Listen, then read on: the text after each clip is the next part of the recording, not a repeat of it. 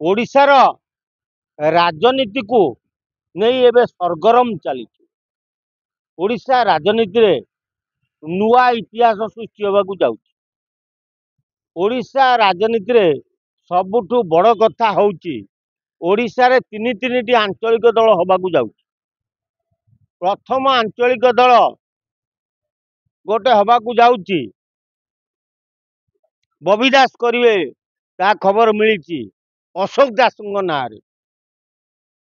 अशोक दास जनता दल एजेडी। आउ सबुठु गुरुत्वपूर्ण कथा है गोटे एमिति आंचलिक दल होबाकू जाउची जा ना शुणिले ओडिशार कोण अनुकोण रे लोक अति खुशी रे आत्महरा होइजिवे। सी हूँ एलओसी गोटे नुआ आंचलिक दल ओडिशा ता ना हूँ एलओसी लुलु कांग्रेस दल। तेणु लुलु ना रे जो दल तैयारी हो सी ओडिशा रे इतिहास निश्चय रचना करिवो। कारण लुलु को प्रति ग्राम पंचायत टू आरंभ कर ब्लॉक तक जिला वाइज सबुठी लुलु को भल पाउଥିଲେ। तेणु जदि लुलु ना रे गोटे दल गठन हम ताले जेमती 1997 मसीह विजु पट्टनायक ना रे दल गठन करा 24 वर्ष नवीन पट्टनायक शासन कले सेम जदि लुलु ना रे दल गढ़ा जाए ये जुग जुग ओडिशार शासन करिवो। कारण लुलु जने एभली व्यक्तित्व ओडिशा रे थिले। आज दिन रे भी लुलु जन्मदिन कि लुलु श्राद्ध सारा ओडिशा पालन करुची। तेणु लुलु होउचंती युव संगठनकर गोटे इतिहास। आज यदि लुलु ओडिशा रे थांते जदि लुलु इतिहास होई न थांते ताले बीजेपी ओडिशा रे सरकार कर न थांता। आउ सब गोटे बड़ कथा है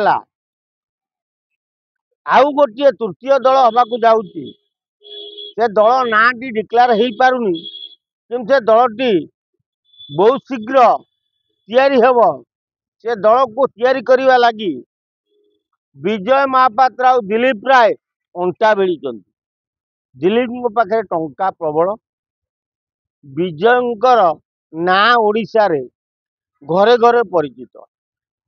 तेणु तीन टी आंचलिक दल जेतेबेले ओडिशा रे जन्म नेबाकू जाउची ताले बोधे आगामी दिन रे बिजु जनता दल स्माश हो जीवो बुड़ी जीवो।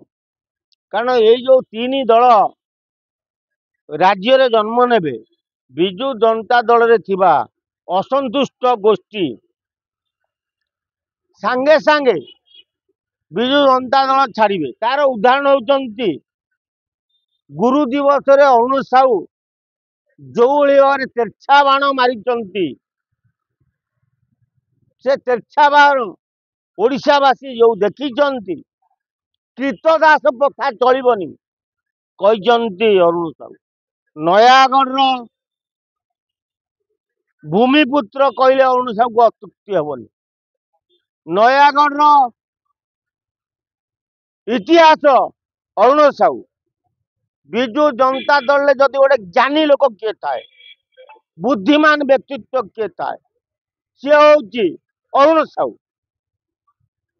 कांग्रेस दल रे गोटे इतिहास किए थाए सी हूँ प्रसाद हरिचंद्र। तेणु राजनीति ज्ञान तांकटू शिख कांग्रेस रो प्रसाद विजय रो अरुण ये दुई नेता राजनीति शिखबार अच्छी। तेणु अरुण जो तेरछिया बाण मारी बीजेडी काल हवाकू जाउची। आउ ये जो बाण रे बहु बीजेडी असंतुष्ट अरुण पाखे आत्मसमर्पण करने जाउछन।